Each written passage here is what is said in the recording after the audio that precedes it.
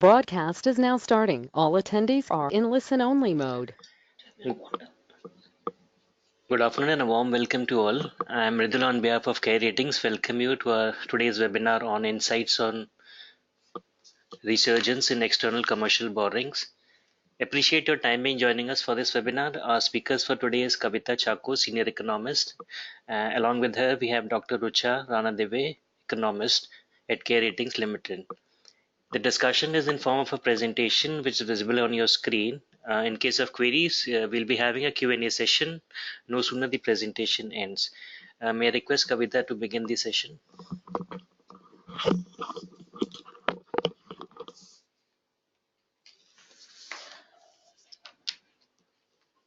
Good afternoon and a warm welcome to all.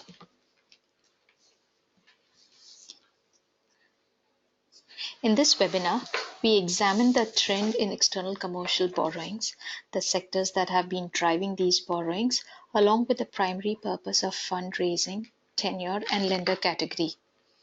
We also cover the risk associated with these borrowings as well as the outlook for the coming period. There has been a resurgence in external commercial borrowings in the last 1 year, following the decline of the preceding 3 years. Corporates have been increasingly tapping ECBs for their funding needs, notwithstanding the reduction in domestic interest rates and depreciation in the national currency. The registrations for commercial borrowings from the overseas markets have risen to record highs in the current financial year, reflective of the growing demand for such borrowings. Domestic and external factors alike have prompted the growing preference for external borrowings by businesses. The constrained and high-cost lending of domestic banks and financial institutions on account of stressed asset quality, heightened risk aversion, and strained liquidity conditions has in part been counterbalanced by the low interest rate regime and supportive liquidity conditions in the international markets, which has increased the appeal of overseas borrowings for domestic corporates. Additionally, the easing of rules for ECBs by the RBI, such as the lowering of minimum tenure for borrowings, relaxation in rules of mandatory hedging, rationalization of end-use provisions, expansion of the list of eligible borrowers, increase in borrowing limits, removal of sector-wise borrowing limits, and rationalization of all-in cost of borrowings has also facilitated the rise in borrowings from this source. The increasing appeal and reliance on ECBs can be gauged from the outstanding size of such borrowings, which currently accounts for 38% of the country's external debt, which is nearly a 5% increase in the last 5 years. Even before we delve into the finer details of ECBs, it is pertinent to examine the share of ECBs in the funding of businesses. External commercial borrowing is a source of funds only for select corporates. As such, it has been seen to account for a relatively smaller share in the external sources of finance for businesses. In 2018-19, ECBs accounted for 12% of the total borrowing by companies, while banks continued to be the predominant source of finance for businesses in the country, accounting for nearly half of their external source of funds. Coming to the trend in external commercial borrowings, in the first 6 months of the current financial year, the proposed borrowings via ECB registrations at $25 billion has been the highest ever when compared with the corresponding months of previous years. On a year-on-year basis, the quantum of funds proposed to be raised via ECBs is 52% higher in the current financial year. There has been a total of 669 ECB registrations during April to September 2019, compared with 489 registrations in the same months of last year. Borrowings of domestic corporates via ECBs rose post the global financial crisis of 2007-8, as the unconventional monetary policies of central banks, namely of developed economies, led to an increase in global liquidity and decline in interest rates. Although ECBs have been gaining prominence as an alternative funding source for businesses, they have found to be prone to fluctuations. After witnessing a 40% year-on-year increase in value of ECB registrations in 2011-12 to 35 billion US dollars, there has been a near sustained decline in subsequent years, with value of ECB registrations in 2016-17 at US dollar 22 billion being 37% lower than 5 years ago. This decline can be attributed to a number of reasons, such as a drop in domestic interest rates, curbs on raising ECBs, depreciation in the domestic currency, subdued business investments, and economic activity. There has been a perceptible change in the nature of ECB borrowings in the current fiscal year when compared with year-ago period in terms of sectors, purpose of borrowings, lender category, and tenure. These changes are reflective of the underlying conditions in the domestic economy and financial markets, as well as the relaxations in ECB rules by the RBI.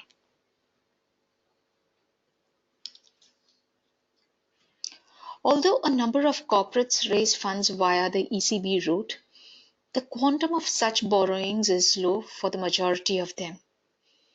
In the first half of the current financial year, of the total ECB registrations, 70% was for borrowings of less than US dollar 10 million.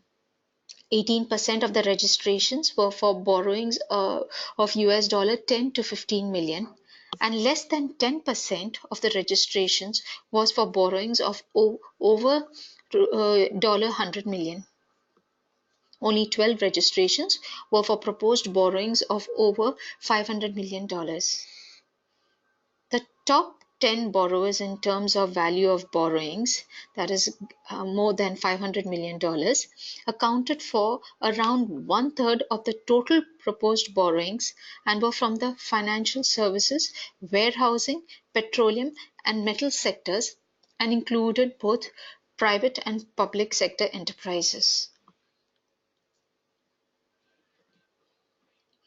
In terms of sectors, financial services continue to dominate external borrowings and accounted for nearly 47% of the value of ECB registrations in the first 6 months of the current fiscal, which is a notable increase from the share of 35% a year ago. Companies in this sector, faced with constrained domestic financing, have been increasingly resorting to overseas borrowings for their fund requirements. ECBs have to an extent substituted the financial sector's borrowings from domestic bond markets and banks.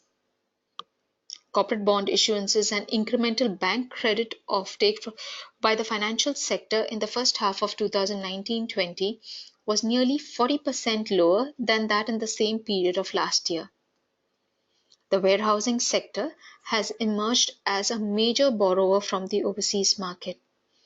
The sector accounted for 10% of the value of ECB registrations in the current fiscal, which is a sharp increase from the minuscule near zero share of last year.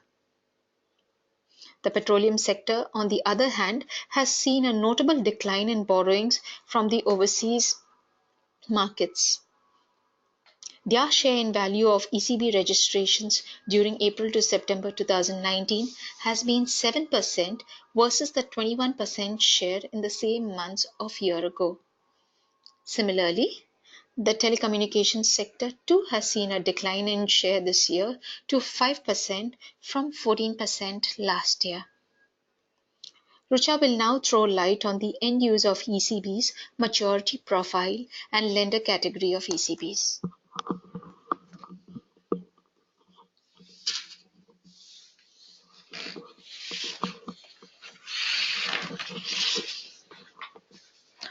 Thank you. Thank you, Kavita. Moving on to the purpose, there has been a shift in the end use of external commercial borrowings in the current fiscal. During the first half, external commercial borrowings were mainly used for on-lending purposes rather than the refinancing of the past external borrowings as was seen in the first half of the previous year, that is 2018 and 19.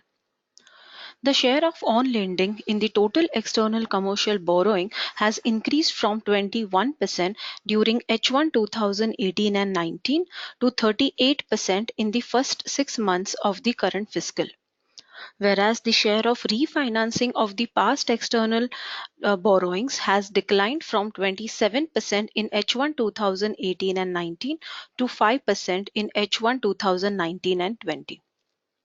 Some of the other major purposes of these borrowings are rupee expenditure for local sourcing of capital goods, modernization, import of capital goods, new projects, and infrastructure development. Together, these account for nearly 40% of total value of registration in 2019 and 20. This could be attributed more to the advantage in the cost of funds compared with domestic markets. The borrowings for on-lending purpose are primarily by financial services with around 95% share.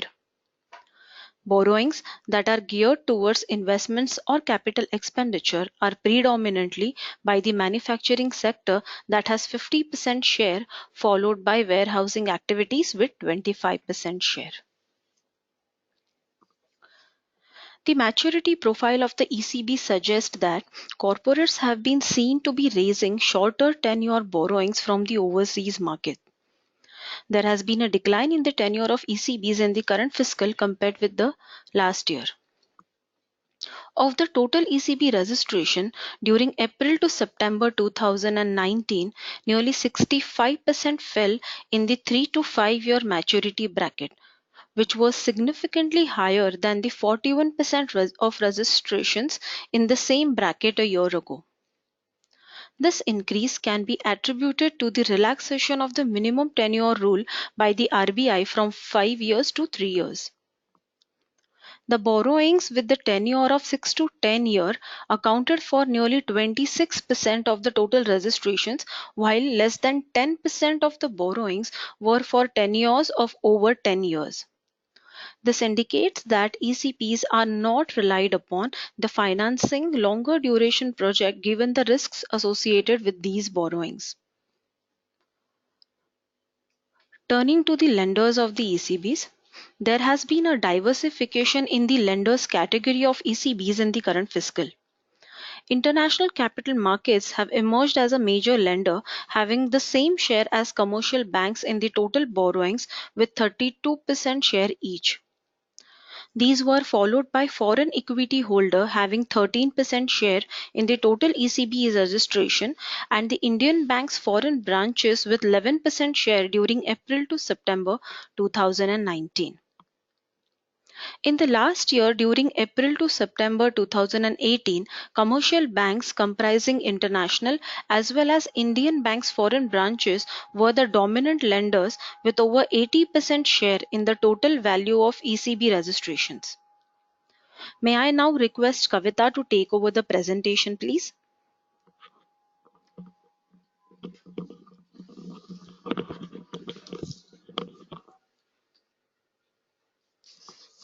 Coming to the risks of higher external borrowings now.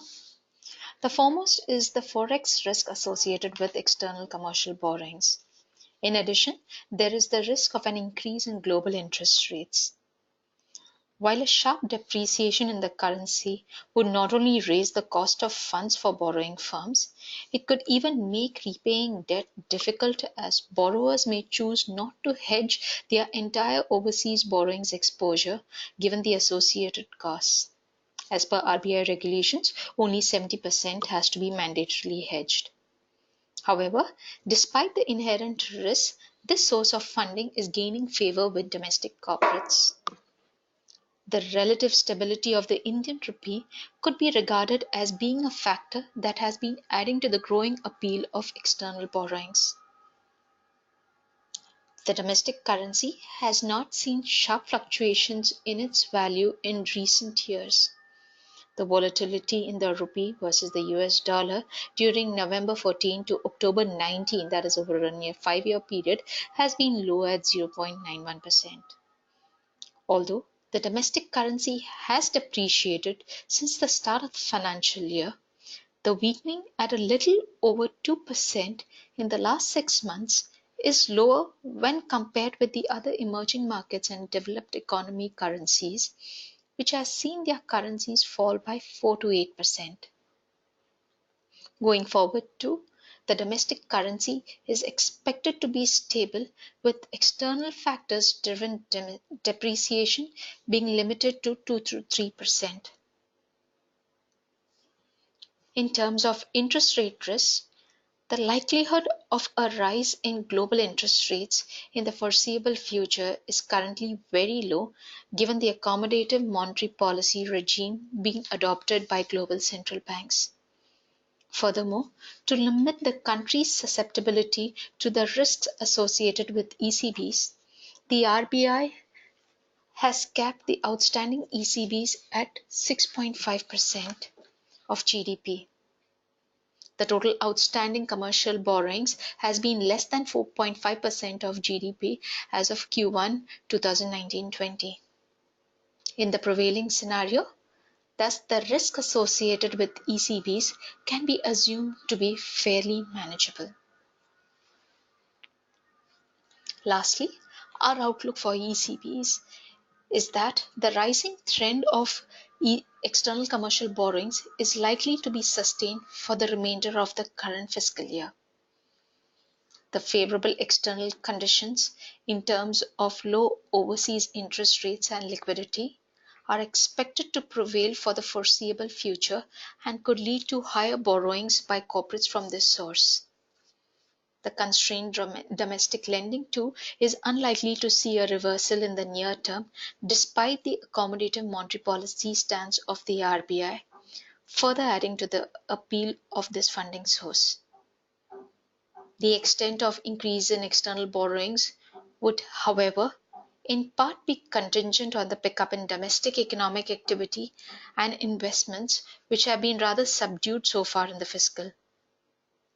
Financial services companies would continue to be the drivers of ECBs. For the remainder of 2019-20, we expect companies to raise around $20 billion via ECBs. Thank you.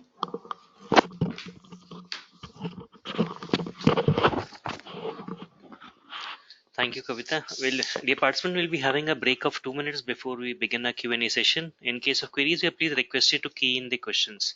I repeat, we'll be having a break of 2 minutes before we come back to take your queries. In case of any questions, you are please requested to key in. Thank you.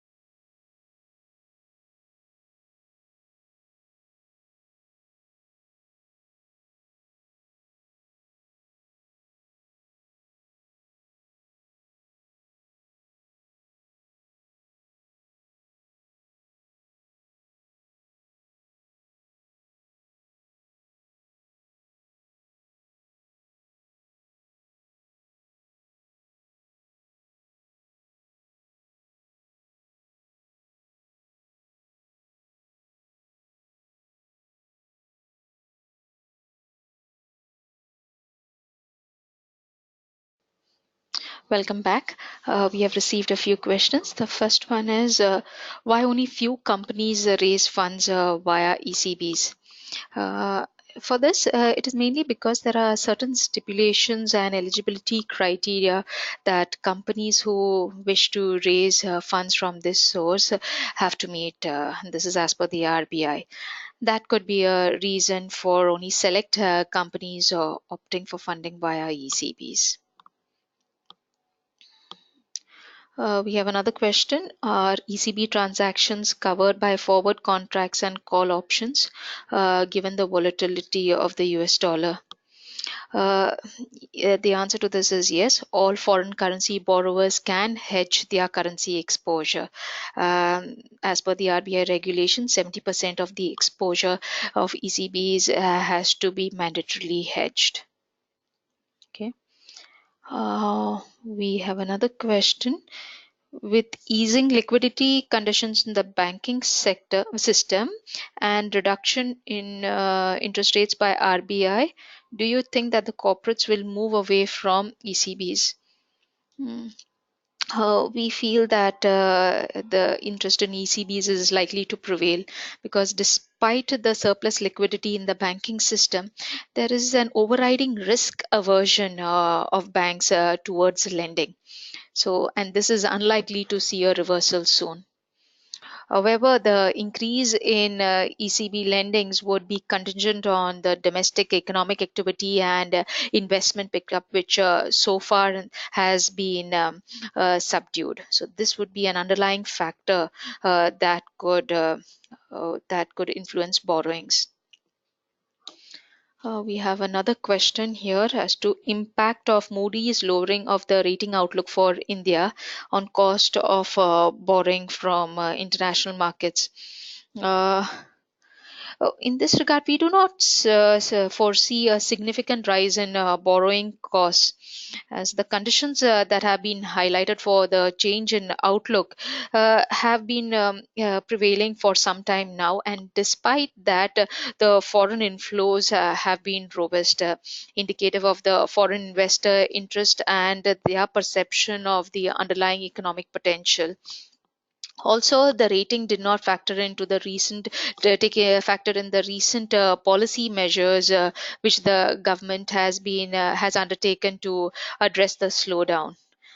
So, as a result of which, we do not see too much of an increase in borrowing costs. And moreover, foreign inflows continue to come into the countries post the rating down change in rating outlook.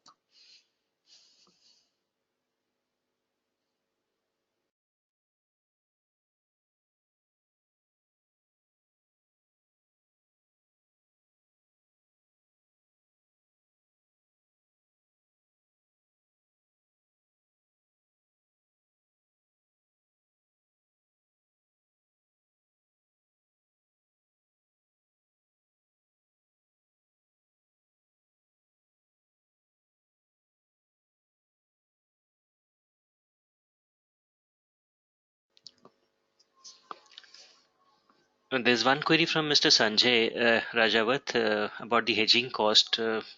Sanjay probably will be replying this by email across to you. This apart, there are no more questions coming up. Probably that was the last question taken up for the day. Thank you for being a part of this Care Ratings webinar, and we look forward to your participation in future also. We welcome your suggestions, feedback in the comment box, which will be coming in your mailbox no sooner the webinar ends. Thank you and goodbye for now.